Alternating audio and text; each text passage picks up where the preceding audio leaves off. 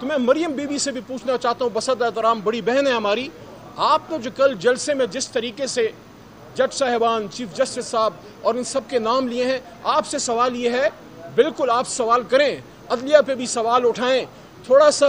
ابو حضور پہ بھی سوال کریں کہ ابو جی سن 97 میں جو سپریم کورٹ پہ آپ لوگوں نے حملے کیے تھے، کبھی اس پہ معافی مانگی؟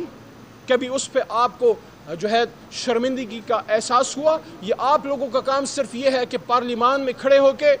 ملک کے سابق وزیر اعظم ان کی اہلیہ پہ اخلاقی حملے کرنا اور جلسوں میں کھڑے ہو کے پاکستان کے اعلیٰ جوڈیشری پہ حملے کرنا، اور ہمیں کوئی یہ سبق نہ سکھائے۔ ہمیں پتہ ہے عدلیہ کا احترام کیسے کیا جاتا ہے اور ہمارے ذمہ دار دفاع کے اداروں کا احترام کیسے کیا جاتا ہے۔ عمران خان صاحب نے ایک بات کی تھی کہ ملک بھی میرا ہے، فوج بھی میری ہے، اور یہ بھی انہوں نے ایز اے وزیر اعظم جب آخری سپیچ کر رہے تھے یہ کہا تھا کہ عمران خان سے زیادہ اس ملک کو پاک فوج کی ضرورت ہے۔ تو پاکستان تحریک انصاف کو پتہ ہے کہ ملک میں پاک فوج کی، ہمارے اداروں کی اہمیت کتنی ہے، لیکن یہ سوال ایک اور مریم بی بی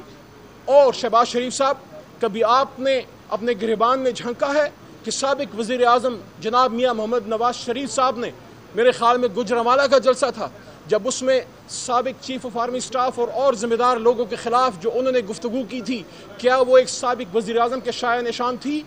ایسی تو کبھی کوئی بات عمران خان صاحب نے کی ہی نہیں، پھر بھی ان پہ روز پرچے، 100 سے زیادہ پرچے کر چکے ہیں۔ میں کہتا ہوں ایک پرچہ اور کر دیں، ذل شاہ کی شہادت کا پرچہ تو آپ نے عمران خان صاحب پہ کاٹا ہی تھا نا، آئی جی پنجاب صاحب، ایک پرچہ اور کاٹیں کہ عمران خان صاحب پہ جو وزیر آباد میں حملہ ہوا اس کا پرچہ بھی عمران خان پہ کاٹیں کہ آپ نے اپنے آپ پہ حملہ کیا ہے، کیونکہ آپ کو اس ملک میں اس وقت دہشت گرد،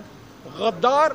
اور پاکستان کا خدا نخواستہ میرے منہ میں خاک دشمن ایک ہی شخص نظر آتا ہے، وہ ہے عمران خان۔ تو سارے پرچے اس پہ کاٹیں، کیونکہ عمران خان کا گناہ ہے کہ وہ سچ بولتا ہے، وہ کرپٹ مافیا کو آشکار کرتا ہے۔